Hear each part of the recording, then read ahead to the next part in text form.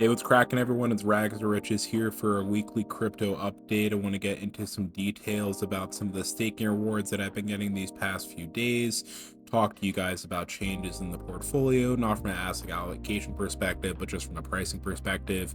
Give you some high level views on the crypto market this past week and really get into the details as you guys try to, slowly get involved into the space. I think long term, cryptocurrency is going to be one of those asset classes that really changes fundamentally the way we interact with technology and finance. And now, unlike even 10 years ago, the value proposition of the space itself is really starting to be vetted out in more detail. Institutions like BlackRock, like JP Morgan, like Morgan Stanley are all involving themselves with blockchain technology.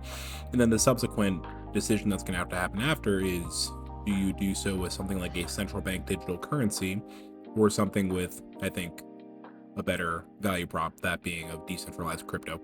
On that news, though, I'm going to try to keep it short and brief for the week. So here is the portfolio as of right now. We got $5,082 and 83 cents. On the week, the portfolio is down 6.65%. There have been some recent sell-offs into the marketplace that I do want to go over.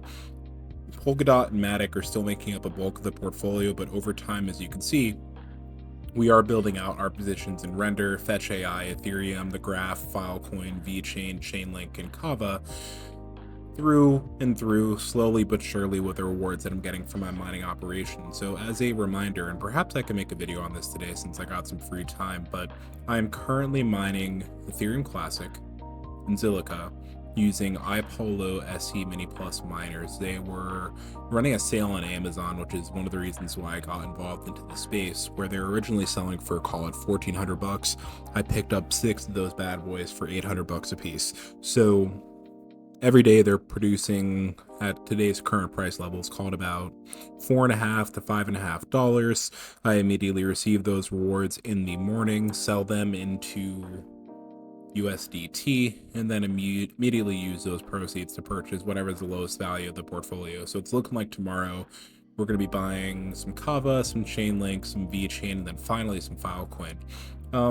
So to get into an update for the staking rewards that I've been receiving, this past week I got a $1.09 in rewards. These were coming out from VeChain that pays out weekly, Ethereum that pays out weekly, Fetch AI, Kava, and then Polygon as well. Polkadot, as far as their distributions, are coming out on a monthly basis, and let's actually get into the current yields that we're seeing here. So VeChain is paying a 1.1% yield at this time. That's actually coming out into the VTOR token, VTHO. I don't personally like the VTOR token, so I immediately sell it once I receive it, but that's just what I've been doing. Ethereum's currently yielding 4.1%, so it's about 10 bips up from the last time we had checked into this. Fetch AI is yielding around the same amount, 4.1%.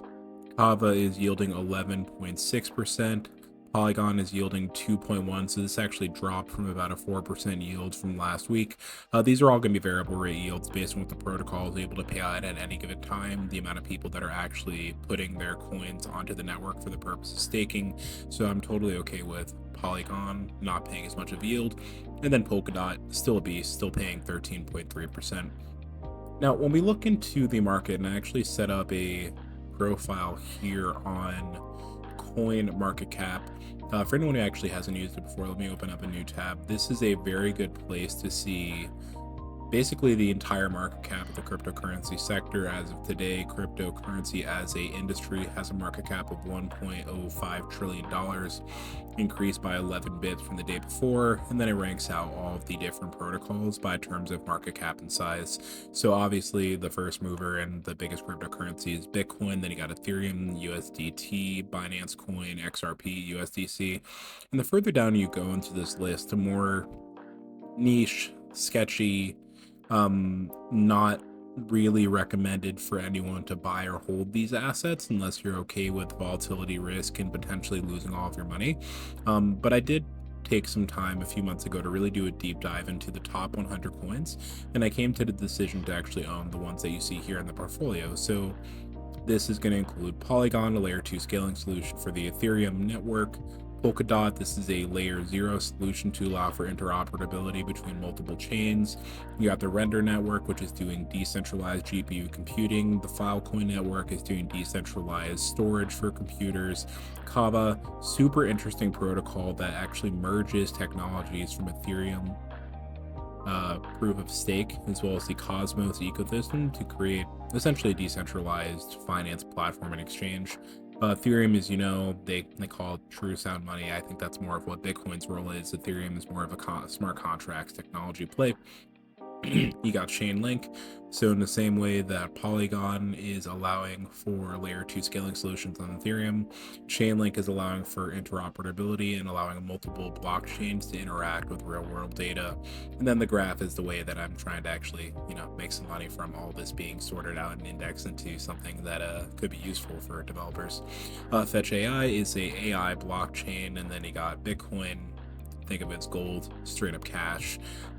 There's actually a really interesting chart, which I'll try to pull up a little bit later into today's episode, that I can walk you through some of my thoughts on the Bitcoin network and why crypto as a whole is very interesting to me.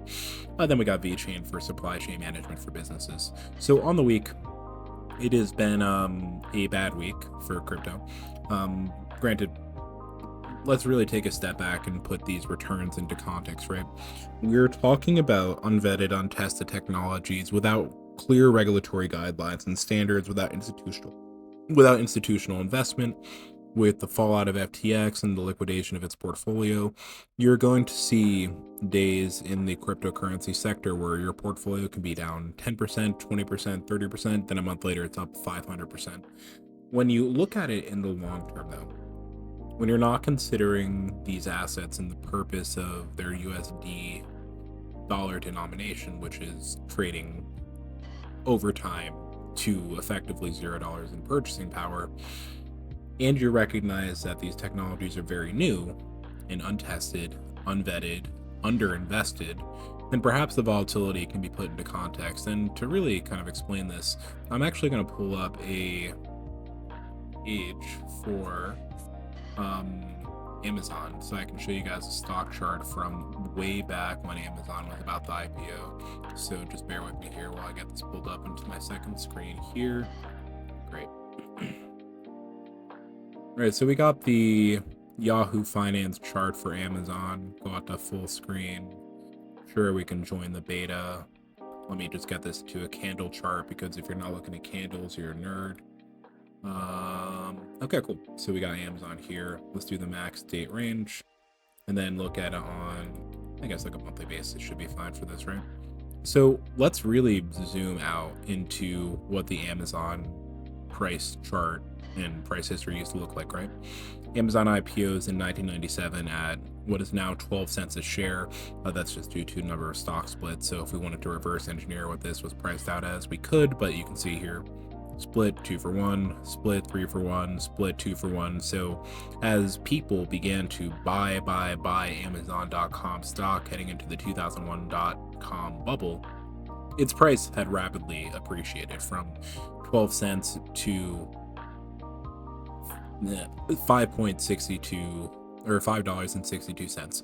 Now we could try to do the percentage denomination change here, but what's I think important here for the illustration of this example is that there's been exponential massive growth. But if you were a purchaser of Amazon stock at $5.48 at this first peak in 1999, you held through over 50% price declines.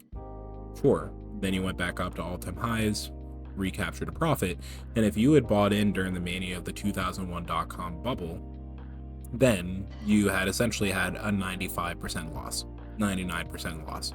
You had lost all your money from purchasing at this time. But there are some people, some very intelligent people, who saw the technology of what Amazon is going to do, continued to average in. They bought 50% drawdown. Amazon has a new price increase, another over 50% drawdown. So you bought in here. Now we hit $8 at the 25% drawdown. $12 to $9 at another 25% drawdown. Say you bought in here, $190.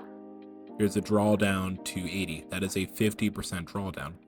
But when you're looking at the long-term, section of the chart, you're up tens of hundreds of thousands of percents by being able to stomach and handle the volatility by having a perfected risk weighting for your level of risk tolerance that you're willing to have in your portfolio.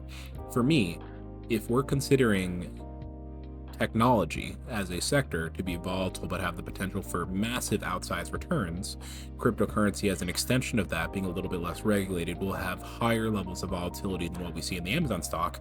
We can just use Bitcoin as a proxy here to actually, do a similar comparable analysis, right? So I'm pulling up the Bitcoin chart. And I want to look at the all-time chart, monthly.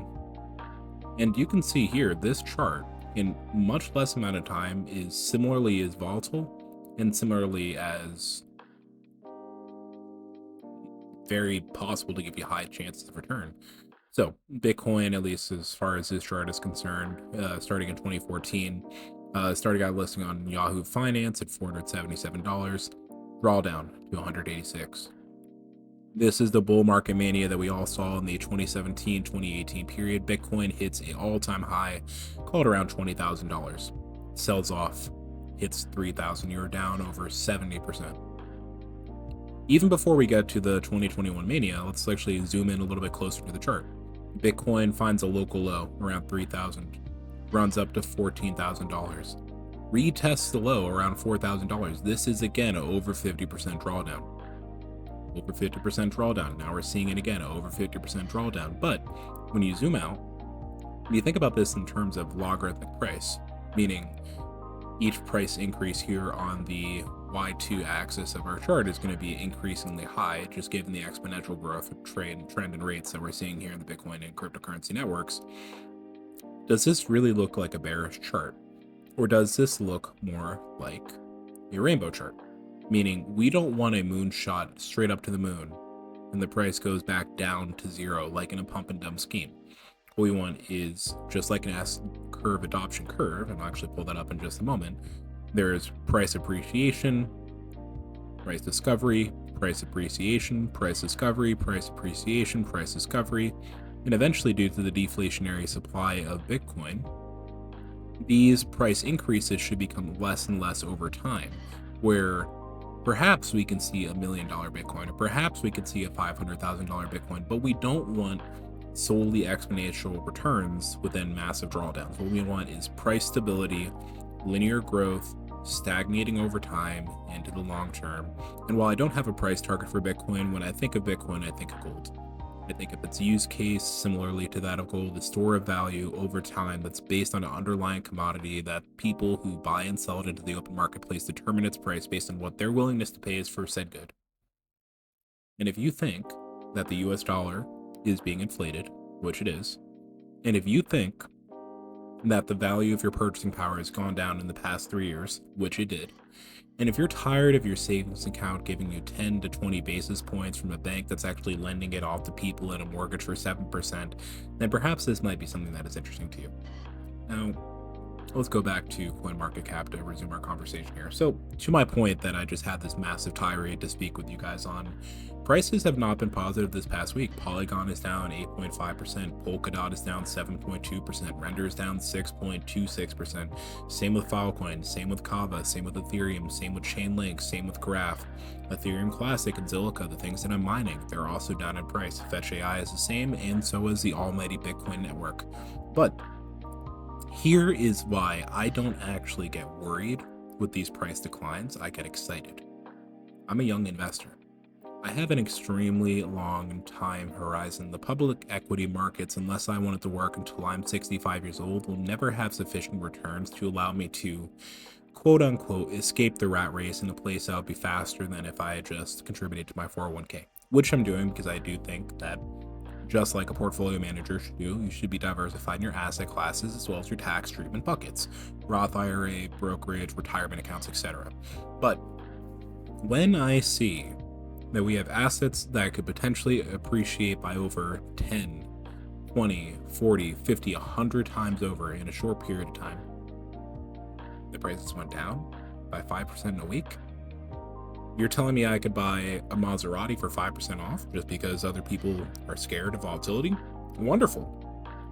And considering I have essentially unlimited supply of new cash to continue to buy into these new protocols with my mining income, provided that remains profitable, which it still is at this time, especially when you consider some of the staking rewards that I'm doing at Binance, to me, this is like a field day, and I look forward to every morning when I get to buy more cryptocurrency.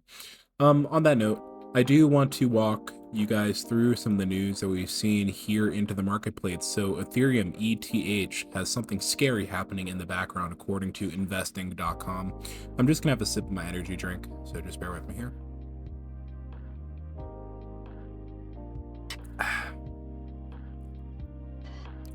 All right. Recent developments in the futures are causing a stir. The charts are whispering some alarming messages, and those in the know are paying close attention. Open interest is an essential metric for understanding the futures market. It represents the total number of outstanding futures contracts that have not yet been settled. When open interest is high, it indicates that many traders have open positions on the market, and for Ethereum, open interest has been ramping up continuously, I presume, within the past few weeks and months. What does this mean? Why is it important? Why should we be concerned? So recent charts depict ever increasing open interest. The continual upward trends in open interest indicates a growing number of investors betting on the futures price movements of Ethereum up or down. While high open interest can be seen as a sign of heightened activity and interest in Ethereum, it also suggests that there's a lot of speculative trading happening. Speculative trading, as history can show us, can lead to intense volatility. Well, yeah, I think this makes sense, right? Without any clear catalyst for us to go up or down, people are going to speculate on either side of the play. I myself am a bull. I'm long into Ethereum and many other cryptocurrencies as we've gone through this week and last week. And as more people are getting involved into the futures market, involving themselves in long plays and short plays, meaning I'm selling an asset that I don't have now to potentially buy back for a lower price than recoup some profit. And of course, to borrow said shares, I need to pay interest. The more people that are speculating on the future price volatility of any given asset means that in the short to medium term, we're likely going to see continued volatility for Ethereum. Again, this needs to be a risk that you're comfortable with, provided that you actually want to get involved into the space. And for me, that does remain the case. So nothing really alarming here from investing.com. Now, this was an interesting article I saw from CoinDesk. I'm going to read out to you the title here. Ethereum's new low fee regime may put its ultrasound money thesis to test. The Ethereum network's revenue from fees dropped to its lowest level since April of 2020 as speculative activity disappeared and users migrated to layer 2s into the block said.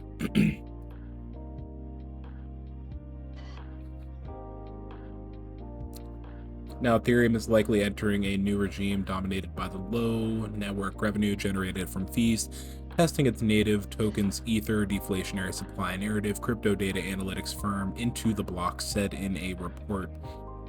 The Ethereum blockchain's income from network fees dropped to its lowest level since April of 2020 and is down 90% from its highs this May, according to Into the Block data. Ethereum users over the past few years bull market complained about high transaction costs, also known as gas fees, while network was prone to clogging due to increased activity from NFT, non-fungible token trading, and decentralized DeFi yield farming. Now, for someone who doesn't know but is watching this video, also, hey, nice to meet you. Be sure to like, subscribe, and follow as I build out this channel. We can, do some education together here. Whenever you use a Ethereum-based blockchain or Ethereum itself to do a transaction, you actually need to pay fees to the networks to conduct said exchange, in the same way that there's a 2% credit card fee for transactions at the grocery store and Walmart and Target and ShopRite, etc. Decentralized exchanges oftentimes have fees to either incentivize people for securing the network through proof of work or proof of stake, and those fees are what allow the network to exist in perpetuity, because essentially you need to pay people to secure the network if no centralized body is going to be doing so. During the pandemic bull market, so from 2020 to 2021, fees to do any kind of Ethereum transaction were completely out of control. This is getting into the value prop of protocols like Polygon and Polkadot to allow for higher levels of interoperability and lower transaction fees for stuff to actually get done. But imagine trying to send $10 to your friend in Ethereum, and for you to actually complete said transaction, it would cost you $40 in Ethereum and gas fees. And those are some of the issues that this was alluding to in the earlier part of the article here. Now, The proliferation of layer 2s, which have been developed to help Ethereum scale and increase capacity, have also contributed to bringing down fees, this report noted. While the development is positive for Ethereum users who can execute transactions cheaper than before, it does impact Ethereum supply, keeping it inflationary by burning fewer tokens than new issuance. This decrease in fees is putting Ethereum's ultrasound money thesis to a test, said Luke Otomuro into the block's head of research. Over the past 30 days, Ethereum token supply has grown by 33,500 ETH, worth about $52 million, and that's driven by low activity onto the blockchain. So this is the thing, and one of the concerns that people have about Ethereum, right? While it is said to be a deflationary currency, there's new supplies that are being issued. While tokens are getting burned, if people are using layer 2s to actually transact on them, then these tokens aren't actually going to get burned. Um, I think the thing people need to keep in mind with the Ethereum network is that it is just a technology. It is a new technology that is very early into the inception. It is not fully vetted, and there's going to be a lot of development to continue to take place over it. My bull case is that as one of the first movers into the industry, one of the easiest ecosystems to build on top of, and while there are arguably easier ones, first mover effect is a very powerful one. That's why Bitcoin still has the largest market cap despite only being a store of value asset. That Ethereum is going to be the longer term winner as opposed to other protocols. And let's actually go to CoinMarketCap to see. As an example, like Ethereum Classic, the first version of Ethereum, going to our home page here, like Cardano, like Solana, like XRP. All these functions that these other altcoins are doing, with the exceptions of, in my opinion, the ones that I have here on my portfolio. Think VeChain, Fetch AI, Kava, Polygon, Polkadot, Chainlink, etc. Right? Don't have the massive price appreciation or potential for return that Ethereum does. But because it's new, it's a new technology, there's likely to be continued volatility in that space as well. Now, moving on to a more lighthearted article here, we have Ferrari to accept crypto as a payment for its cars in the US. For any of you guys looking to be like Andrew Tate at your new Bugatti and maybe interested in buying a Rolls-Royce Ghost or a Ferrari, well, good news for you, the luxury car manufacturers are now taking cryptocurrency as a form of payment. Now, would I recommend that you buy Bitcoin, or would I recommend that you buy your Ferrari with a Bitcoin? Probably not. Is auto loan in today's rate environment a really good decision? Definitely not. But I like this article because I think it speaks more emblematically towards how the traditional legacy sectors of the US and international economy are starting to view cryptocurrency in terms of being real, to be functional, to be purposeful, to be used, not for people solely in the dark web who want to buy illicit substances to transact with each other, not for, and this is very contemporary news, so I don't have any really political opinions about this, but some of the news coming out about Hamas using cryptocurrency for exchanges as well. The thing about decentralized technology is that there's no one party that it can act as the gatekeeper to allow a transaction to occur or not. This means that in the same way you can have US dollars to be used for drug deals, you can have Bitcoin to be used to allow for illicit activities. But the more major institutions, companies, clothes sellers, brands, influencers, people with influence and power recognize cryptocurrency as a sector as legitimate, then more and more people will become curious about it. When people become curious about something, they will begin to learn about it. When people begin to learn about something, they'll begin to get comfortable about it. And then at some point in the future, it may be possible to use things like Bitcoin, not as the primary currency of the world, but as the layer zero of how we transact with each other. If I had an idyllic vision of the world that I could paint with a picture in the world right now, we would still use US dollars for the purpose of paying for things. The difference would be underlying said US dollars, digital or not, would be an immutable, irrefutable, deflationary asset serving the same function that gold used to do, and that would be a Bitcoin. And then for many of the other things that we want to decentralize, make more efficient, make more powerful, that's where some of these other altcoins can take its place. So good for Ferrari for getting onto the cryptocurrency hype train, because I think it's the right call. Now, this is an article that is talking about the importance of self-custody within the cryptocurrency space. And I think with the fallout of FTX and the Gemini Earn program falling apart and some of the other chaos that happened in 2022, it's important for people to remain cognizant of the reason why cryptocurrency came about. In 2008, we had a conglomeration of malactors, rampant speculations, interest rate hikes that led to the fallout of the US and then subsequently global economy. With centralization allowed for malpractice to occur with the rating agencies of Fitch and S&P Global to rate mortgage-backed securities as much more riskless than they actually were. I think the rise of Bitcoin after 2008 is a historical event, in part because it was one of the first attempts of people to successfully divert away from the traditional financial sector to take back some of the power from large corporations. There's a philosophical and political economics perspective to it, which I all find fascinating. And one of the major vectors of Bitcoin that it really pushed forward is this notion of self-sovereignty and self-custody. When you go to a bank and you give the bank your money, not only do you not control how it's used, you don't know where it goes, you don't know whom it's being loaned to, and while they may be able to give you back your cash in any given moment, should enough people actually come in one time to get their money back, well, that's how you get a bank run, and that's how the FDIC needs to come in and save your ass like they did with First Republic. My point of mentioning all this is that when you remove the bank, you are solely on yourself to secure your assets, to know where they are, to make sure that they're in a safe place. That's why I have my Bitcoin off exchange, because I view that as my retirement account, my stack of gold should the world fall to crud. And it looks like a Bengaluru man lost his legal battle against a crypto trading firm after he lost about $12,000. And in short, it looks like he was a victim of a cybercrime. Someone got into his account, moved his money. They were not able to reverse it, which is a little bit more difficult to do on a blockchain exchange, and he lost his money. And in the same way that you are responsible for your asset in the crypto space, looks like the judges over in India agreed with that assessment as well. So on that note, should you not be staking your cryptocurrency? Should you just be holding an asset on an exchange right now for the purpose of holding it there? My take is, unless you're willing to lose it, you better get it off exchange. Buy a cold storage wallet like a Arculus. I can have a link in the bio about that. You can use a ledger to do the same function as well, but you got to get your coins off exchange unless you want to try to lose your money. A few more articles here for the day. So we got an interesting article from Forbes here, and this is talking about, bear with me, a leak reveals a Wall Street crypto revolution that could crush the US dollar has suddenly begun, heralding Bitcoin, Ethereum, XRP, and crypto price chaos here. So let's actually get down to the article.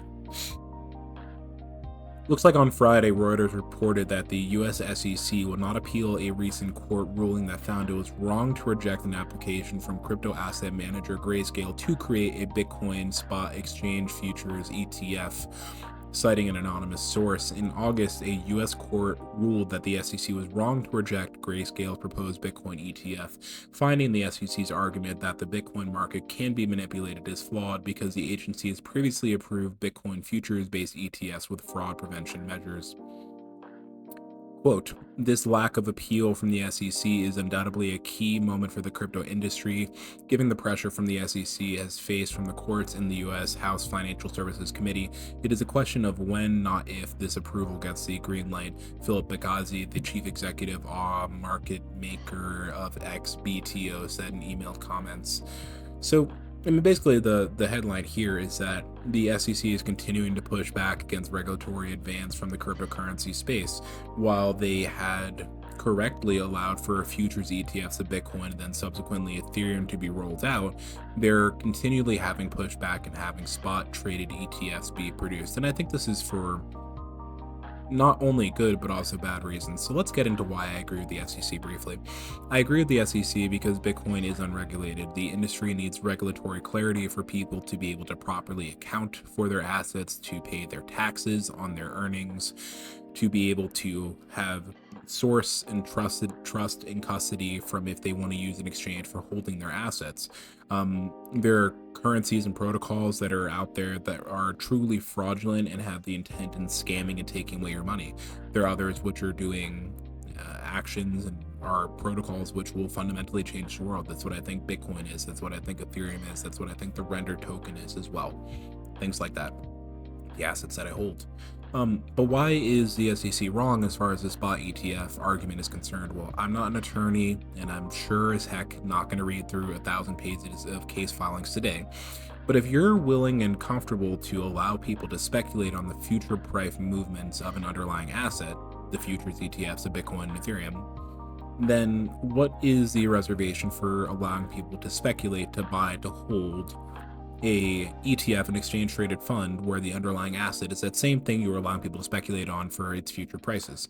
And if your concern is price manipulation, wouldn't the institutional investment of these assets from large companies like BlackRock, like Vanguard, like a JP Morgan or a Morgan Stanley, where their intent, especially if to be held in retirement accounts, is to hold those assets for the long term, creating a level of price stability, which is not going to occur with only retail traders into the market, um, is beyond me.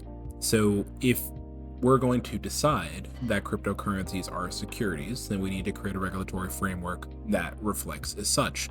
If we're going to decide that some cryptocurrencies like Bitcoin and Ethereum may be commodities, but the remainder of these items may be securities, that is fine, but we need to produce regulatory clarity for people to be able to engage in these assets. Because what is the alternative if we don't take action to do so? The BRICS nations, like China, like India, like Russia, like Japan, will have a first mover's advantage in understanding, implementing, regulatorizing, if that's even a word, these new asset classes, and have a competitive advantage which the US may not be able to overcome. If we are truly, and I say we as an American, the bastion of freedom, the place of economic exchange and prosperity, where innovation is not stunted due to the sake of legacy traditional factors and means, then we should be able to strive forward and come to some regulatory clarity around the cryptocurrency space. And of course, every week I'm going to come back to you and tell you the SEC is stupid, the SEC is great, they've done this, they've done that. We're not going to get any kind of speedy resolution into this. So in the meantime, here's all I can do: continue to build up my positions, because when there's regulatory clarity and institutional investment gets involved in space, it may be too late to buy. All right. So, quick update on Polygon as well to round us off for today. So Polygon Matic deploys crucial update to Maiden detail. The Polygon team deployed a new version of Maiden VM 0.7, the latest iteration of its Stark-based solution Maiden. It has improved its assembly language and enhanced development library and optimized data logistics. Details of the milestone were covered by Maiden founder Boban Theobald in his X thread. This thread's release is going to have a number of new items that have been coming out for developers. This is going to bring support to nets and modules and module aliases, constant value expressions, and a debug instruction for all developers. So I think the big takeaway here is that no major fundamental changes to the Polygon Matic protocol as of this time, but they're continuing to develop the protocol. And I think when you're investing into an altcoin, you need a few factors which are very important. Let me tell you those factors. One, you need a good management team. Like every new technology, you need to trust into the founders, you need to believe in their vision, you need to make sure they're competent to scale it up over the long term. Polygon has that. Secondarily, you need increasing volume and increasing long-term holding. And I think for proof-of-stake protocols, just given the yields that those can produce, this is one of the reasons why people will be more apt or likely to hold proof-of-stake protocols rather than proof-of-work protocols. I think my behavior with Ethereum Classic versus that of Ethereum is pretty indicative of this, right? Number three, you need partnerships, because for any new technology to be scaled up, it needs to actually be used into the real world. And I think some of the work that Polygon is doing with the Ethereum network, with the Polkadot network, with Google and some of the other large tech companies is going to be really fascinating and make some really big changes heading into the future. So on that note, I got some good news for you guys. We'll be doing this on a weekly basis, so I will see you next Sunday, God permitting my ability to do so. I do hope you enjoyed my incessant rambling onto the markets once again this week. I'll try to get out some content in relation to the publicly traded equity markets in a little bit, maybe walk you through my dividend portfolio and some of the goals that I have with that as well. But make sure you like, subscribe, and share this video if you thought it would be helpful. Let me know what you want me to hear more of. Let me know what you want me to talk about less of. Let me know if you think I'm awesome or annoying or anywhere in between. Candidly, I'm looking for feedback so I can make this more effective for you, because at the end of the day, I like the markets. I'm going to plan on investing regardless of if anyone watches or not. And I think it would be helpful for people to get a alternative perspective to some of these things, which I hope I provide. So make sure you stack your sats, make sure you buy your Apple stocks, make sure you don't interpret this as investment advice, because it is certainly not. I am just a mad lad on my desktop. And in the meantime, turn your rags into riches. Have a great rest of your day and a even better start to your week coming up on Monday. Bye now.